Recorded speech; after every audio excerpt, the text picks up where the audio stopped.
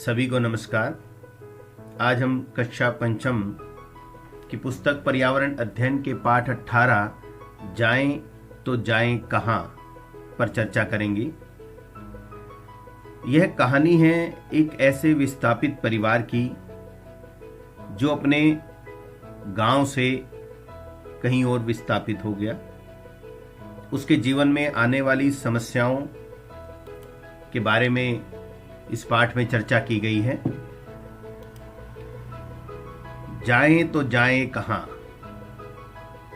शुरू करते हैं कहानी। जात्रा भाई अपनी बेटी झिमली के साथ दरवाजे की चौखट पर बैठे सीढ़िया का इंतजार कर रहे थे। रात होने को थी पर सीढ़िया अभी तक घर नहीं आया था। लगभग 2 साल पहले जात्रा का परिवार सिंदूरी गांव से मुंबई आया था। अपना कहने को यहाँ दूर के रिश्तेदार का एक परिवार ही था।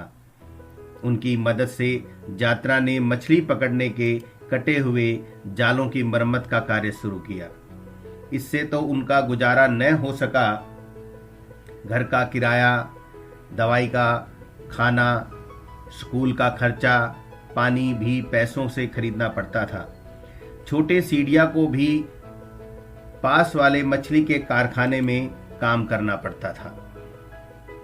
सीढ़िया सुबह के 4 बजे से 7 बजे तक मछली साफ करने का काम करता था। छोटी बड़ी मछलियां छांटता था। उसके बाद वह घर आता था। थोड़ी देर सोकर दोपहर को स्कूल जाता था। शाम को सब्जी मंडी में घूमता था। कभी किसी मेम साहब की थैलियां उठाता तो कभी रेलवे स्टेशन पर जाकर पानी की खाली बोतलें ढूंढकर कबाड़ी वाले को बेचता। जैसे तैसे ही चल रही थी उनकी जिंदगी। अब तो रात भी हो गई लेकिन सीढ़िया घर नहीं आया। झिमली पड़ोसी के घर की खिड़की से टीवी पर नाच देख रही थी, मगर जात्रा का मन टीवी देखने में नहीं लगता। यहाँ सब कुछ कितना अलग था, कितनी नई अजीब दुनिया थी। दिन काम की भगदड़ में चला जाता और शाम पुरानी यादें आ जाती। पुरानी यादें।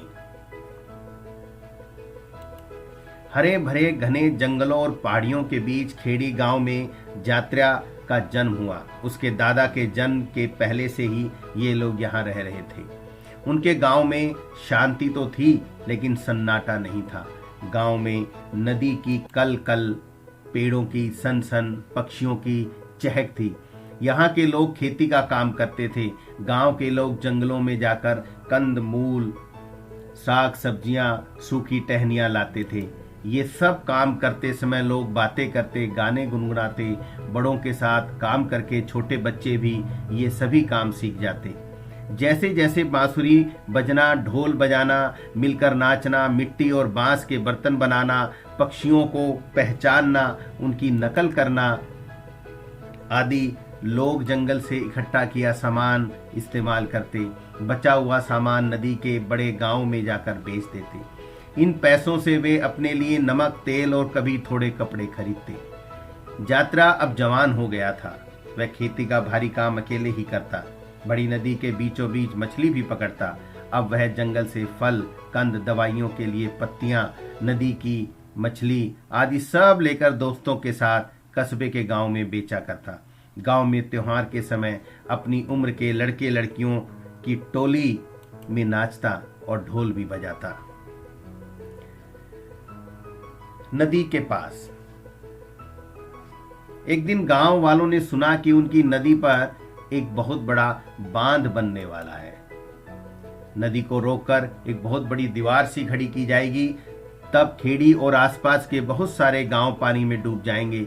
लोगों को अपने पुरखों, बाप दादा की जमीन, घर बार छोड़कर नई जगह चले जाना होगा। कुछ दिन बाद सरकारी लोग पुलिस की पलटन को लेकर गांव गांव पहुंचने लगे। गांव के छोटे बच्चों ने तो पहली बार पुलिस देखी थी। कुछ बच्चे उनके पीछे भागते तो कुछ डर से रोने लगते। वे नदी की चौड़ाई, लंबाई, गांव के घर, खेत, जंगल सब नापने लगे। उन्होंने गांव के बड़ों के साथ मीटिंग भी की और कहा गांव को नदी किनारे से हटाना होगा। जिनके पास अपनी जमीन है उन्हें नदी के पार बहुत दूर बसने के लिए नई जगह दे दी जाएगी। दूसरी जगह जहाँ जमीन मिलेगी वहाँ स्कूल, बिजली, अस्पताल होंगे, बस और ट्रेनें भी होंगी। नए गांव में वह सब होगा जो आज तक खेड़ी के लोगों ने सोचा भी न था। उनके माँ बाप और गांव के कई बड़े बूढ़ों को अपना गांव छोड़ना पसंद न था। जात्र्या भी यह सुनकर बड़ा सहम गया, थोड़ा खुश भी हो जाता। सोचता वह शादी के बाद अपनी दुल्हन को नए गांव के नए घर में ले जाएगा। ऐसा घर जिसमें बटन दबाते ही बिजली जलेगी, घर में नल खोलते ही पानी, बस में बैठकर वह शहर घूमने जाएगा। सोचता जब बच्चे होंगे तब उन्हें स्कूल भेज पाऊंगा, उन्हें अपने जैसा अनपढ़ नहीं रखूंगा। नई जगह। दोपहर का समय था। कड़ी धूप और गर्म हवा से जात्रा बेजान था।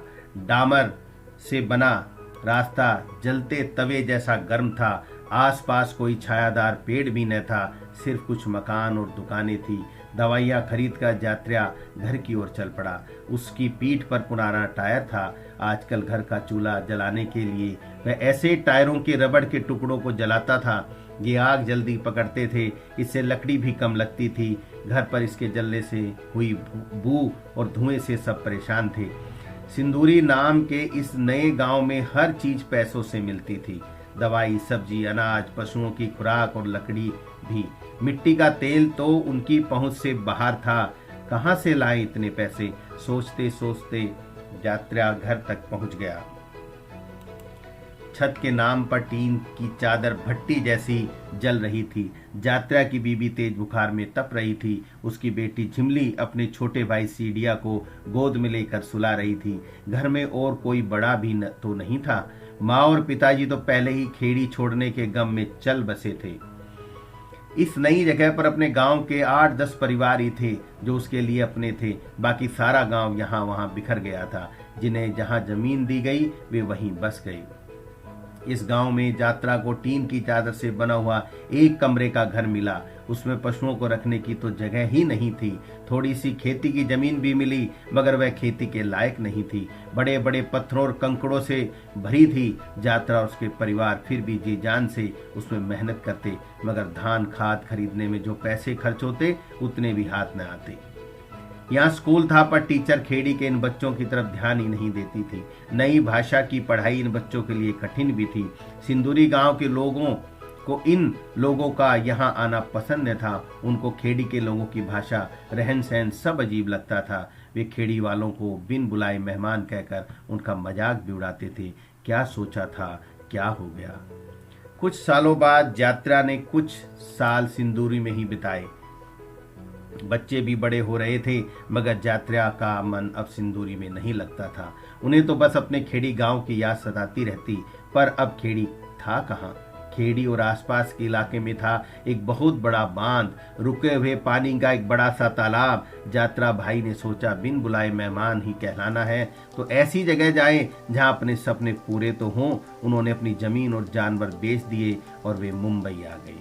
अब उनके परिवार की नई जिंदगी शुरू हुई। बच्चे स्कूल में जाएं, कुछ बने, बस यही चाहते थे। यहाँ के हालात अच्छे तो नहीं थे, मगर धीरे धीरे शायद सब ठीक हो जाएगा, यही वे सोचते थे। उनके रिश्तेदारों ने कहा मत बर्बाद करो ये पैसे, शायद हमें यह जगह छोड़नी भी पड़े। हम बाहर से आने वालों के लिए मुंबई में रहने की जगह नहीं है। जात्रा भाई ये सुनकर डर गए। उन्होंने सोचा खेड़ी छोड़कर सिंदूरी गांव में, अब उसके बाद यहाँ मुंबई में, अब यहाँ से भी हटना पड़ेगा तो जाएंगे कहाँ? क्या इतने बड़े शहर में मेरे छोटे से परिवार के लिए एक छोटा सा घर भी नहीं है?